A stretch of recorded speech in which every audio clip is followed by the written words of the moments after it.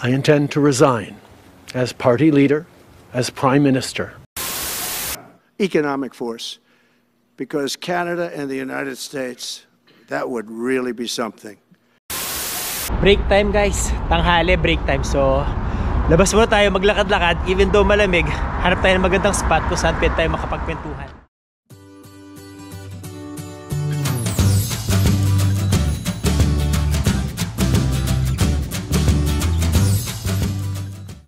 Alam nyo guys, isa sa pinakamahirap na trabaho ng vlogger dito sa Canada is mag-vlog kapag winter. Ubod ng lamig. Pero dito sa Vancouver, late na nga yung Vancouver pagdating sa snow party eh. Kasi nakikita ko sa ibang part ng Canada, talaga nag-i-snow na. Pero yung mga vloggers doon, nakakapag-vlog pa sa labas. Ako, hindi pa nga nag-i-snow dito. Actually, hindi pa nag-i-snow since last year. Pero right now, lamig na lamig ako. So ngayon, hanap tayo ng magandang lugar kung saan pwede tayo makapag-vlog at makapagkwentuhan. So, tara guys, samahan niyo ako. Let's go. Yeah, I'm like an addict, do I gotta have it. I ain't even playing, got a really bad habit. If it moves, gotta grab it, fuse like a magnet. Lose, won't have it till I'm doomed in a casket. I ain't playing, got a weird mind. If you work 8 hours, I'ma work 9. If the shoot tastes sour, you should taste mine. I'ma stay in power for a long time. Get up, nah I ain't a quitter. Toss me the ball, I'm a really big hitter.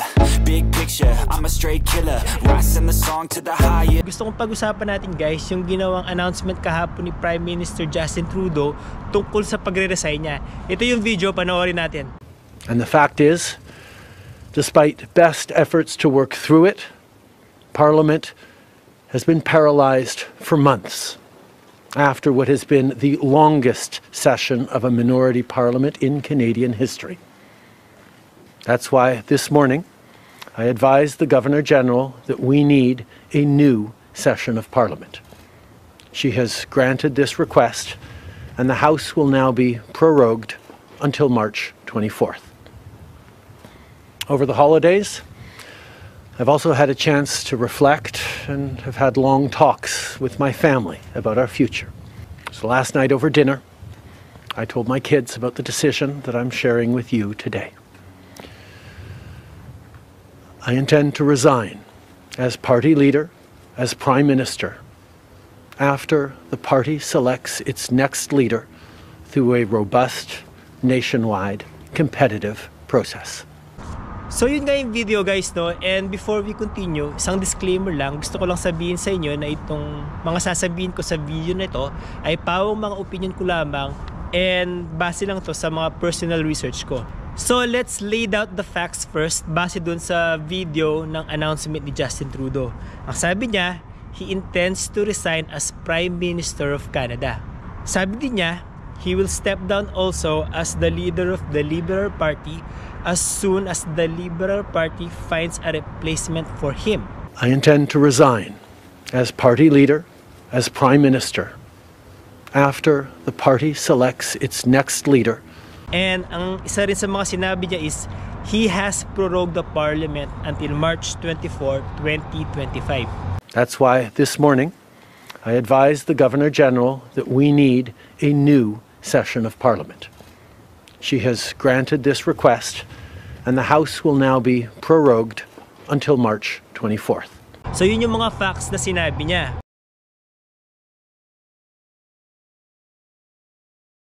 So as Canadians, ano yung mga ine-expect natin mula sa announcement ni Justin Trudeau na ito?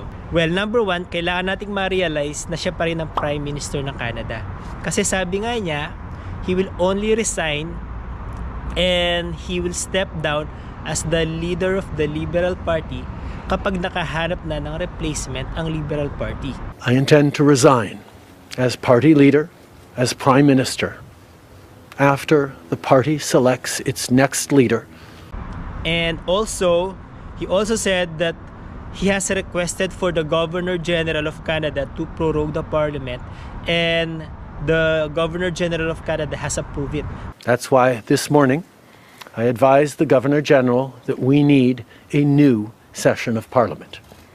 She has granted this request, and the House will now be prorogued until March 24th. Anong ibig sabihin nun? Proroguing the Parliament means basically the parliament is suspended. So, ang ibig sabihin nun, base dito sa ginawa natin pagre-research, the government remains in power, but all the parliamentary activity from existing bills and committee work to studies and investigation comes to a halt. So, ang ibig sabihin nun, lahat ng function ng parliament ay masususpend muna. So, hindi sila makakapag-function, yung mga bills na pinopropose, pinagdedebatihan, i-approve, hindi muna mangyayari yon while the parliament is in prorogue. And ang problema din ito kasi there is a looming threat from Donald Trump na yun nga tataasan niya yung tariff na ini-export ng Canada sa Amerika. So since prorogue ang parliament, hindi nila matatakel sa House of Commons itong problema na ito. And aside from that, maya-maya ng konti, pag-uusapan natin yung panibagong breaking news na in-announce ni Donald Trump sa kanyang press conference.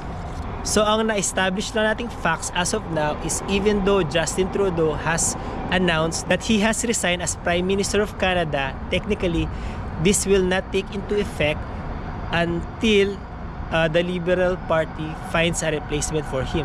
So siya pa rin, technically, ang Prime Minister ng Canada until March. Kasi nga, pinurorogue niya yung Parliament para yung Liberal Party sila mismo magkaroon ng caucus para sila mismo makahanap kung sino ang karapat-dapat na ipapalit kay Justin Trudeau. And only after that, doon magre-resume yung function ng Parliament.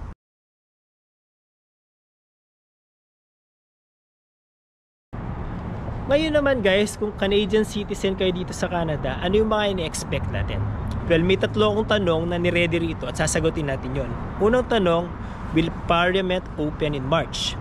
Kasi sabi nga ni Justin Trudeau, he has requested and has been approved by the Governor General of Canada to prorogue the Parliament until March 24, 2025. Ngayon, pagdating ba ng March 24, 2025, mag-o-open na ba yung Parliament? The answer is, hindi sigurado. Kasi kung hindi pa rin nakakapili ang Liberal Party ng leader na papalit kay Justin Trudeau, pwedeng i-extend ng Prime Minister yung pag-prorogue sa Parliament.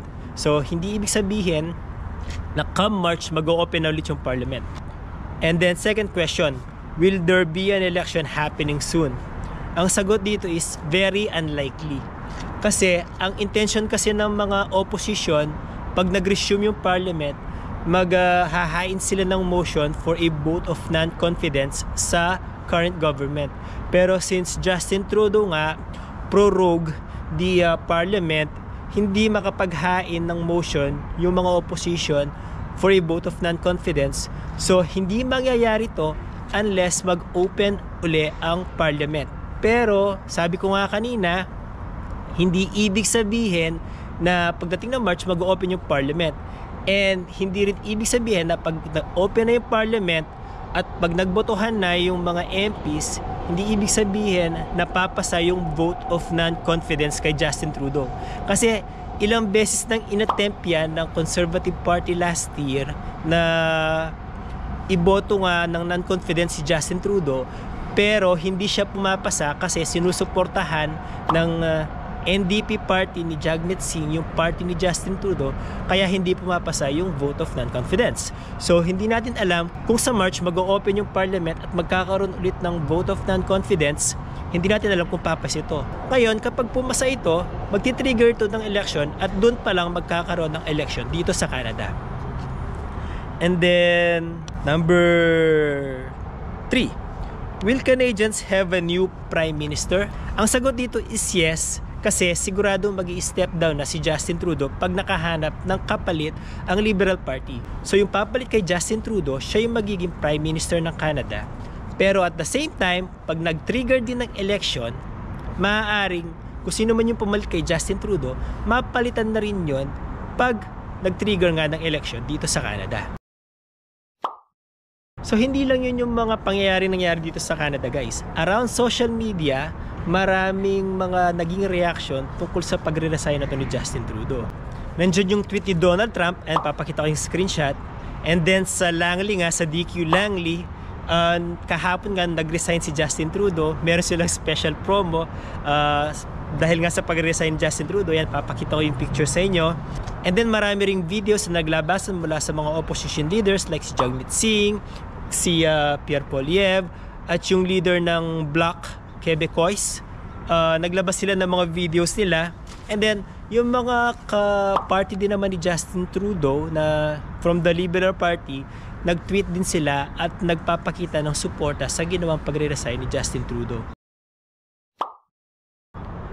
Tapos breaking news naman guys, nagkaroon ng press conference today si Donald Trump and sinabi niya rito kung ano yung plano niyang gawin sa Canada para mapuwersa yung Canada na maging 51st state ng Amerika. Sabi niya rito, ito yung video, papakita ko. You said you were considering military force to acquire Panama and Greenland. Are you also considering military force to annex and acquire? No, economic force. Because Canada and the United States, that would really be something. You get rid of that artificially drawn line, and you take a look at what that looks like, and it would also be much better for national security. Don't forget, we basically protect Canada. But here's the problem with Canada. We don't need their cars. You know, they make 20% of our cars. We don't need that. I'd rather make them in Detroit. We don't need the cars. We don't need their lumber. We have massive fields of lumber. We don't need their lumber. We have to unrestrict them because stupid people put, restrictions on, but I can do that with an executive order. We don't need anything they have. We don't need their dairy products. We have more than they have. We don't need anything. So why are we losing $200 billion a year and more to protect Canada? And I said that to, as I called him, Governor Trudeau. I said, listen, what would happen if we didn't subsidize you, if we didn't, because we give them a lot of money. We have a right not to help them. But why are we supporting a country, 200 billion plus a year? Our military is at their disposal. All of these other things, they should be a state. That's why I told Trudeau when he came down, I said, what would happen if we didn't do it? He said Canada would dissolve. Canada wouldn't be able to function if we didn't take their 20% of our car market. They send us hundreds of thousands of cars. They make a lot of money with that. They send us a lot of other things that we don't need. We don't need their cars, and we don't need the other products. We don't need their milk. We got a lot of milk. We got a lot of everything. And we don't need any of it. So I said to him, well, why are we doing it? He said, I don't really know. He was unable to answer the question. But I can answer it. We're doing it because of habit. And we're doing it because we like our neighbors, and we've been good neighbors. But we can't do it forever, and it's a tremendous amount of money. And why should we have a $200 billion deficit and add on to that many, many other things that we give them in terms of subsidy? And I said, that's okay to have if you're a state. But if you're another country, we don't want to have it. So there you go guys, no? Sabi niya, as opposed sa pagkiklaim ng Amerika sa Panama at sa Greenland kung saan maaaring gumamit daw ng military force ang Amerika para maklaim ito, ang sinasabi ni Donald Trump is para daw maklaim ng Amerika ang Canada, gagamit ang Amerika ng tinatawag niyang economic force. No, economic force. Because Canada and the United States, that would really be something.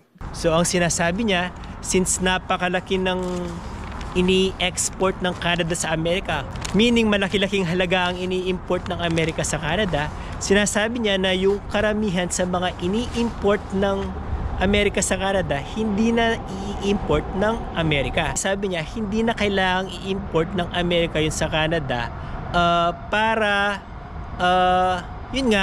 ma-force ang Canada into an economic situation kung saan hindi makakasurvive yung economy ng Canada. We don't need the cars. We don't need their lumber. We have massive fields of lumber. We don't need their lumber. We don't need anything they have. And sabi nga niya, nung nagpunta si Justin Trudeau sa Mar-a-Lago, nung nag-dinner sila last Thanksgiving, kinonfront niya si Justin Trudeau at sinabi nga niya na paano kung ititigil ng Amerika yung pag-i-import ng mga products ng Canada. At ang sabi ni Justin Trudeau nga, magka-crumble daw yung economy ng Canada. And I said that to, as I called him, Governor Trudeau. I said, listen, what would happen if we didn't subsidize you? He said Canada would dissolve. Canada wouldn't be able to function. So dito, lumalabas yung pagiging savvy businessman ni Donald Trump. Meron nga siyang libro, di ba? Papakita ko yung libro niya. Doon sa libro niya, ang title ng libro niya is the art of making a deal. So, dito pinapakita ni Donald Trump kung paano siya makipag-deal sa leader ng Canada na si Justin Trudeau as a savvy businessman. Alam niya kung paano paikutin yung mga kinakausap niya. So, I hope, since aalis na sa posisyon si Justin Trudeau, and papalit sa kanya is either a member of the Liberal Party rin or a new Prime Minister from a different party, sana hindi sila ma-intimidate kapag makikipag-negotiate sila kay Donald Trump, kasi si Donald Trump is a seasoned businessman. So alam niya kung paano makipag-deal, how to get the deal done, kaya niyang paikutin yung kausap niya. So there you go guys, I hope nagka-idea kayo kung ano yung sitwasyon namin dito sa Canada, kung ano na yung nangyayari, kung sino pa rin yung Prime Minister, kung nagpa-function pa ba yung federal government, especially the Parliament, kung ano yung mga threat ni Donald Trump sa Canada. So I hope nagkaroon kayo ng idea sa mga yon. And kayo guys, ano yung masasabi nyo sa mga ibinalita ko? Ano yung masasabi nyo kay Justin Trudeau? Ano yung masasabi nyo kay Donald Trump? Ano yung masasabi nyo sa election na mangyayari dito sa Canada sooner or later? Just drop your comment na lang below guys. And don't forget to subscribe to my channel, like this video, click the notification bell, and share this video with your friends guys ha. So ngayon, kailangan ko nang bumalik sa office. Buti na lang natapos yung pag-vlog natin nang hindi umuulan. Hanggang sa susunod guys. Napakalamig. Bye!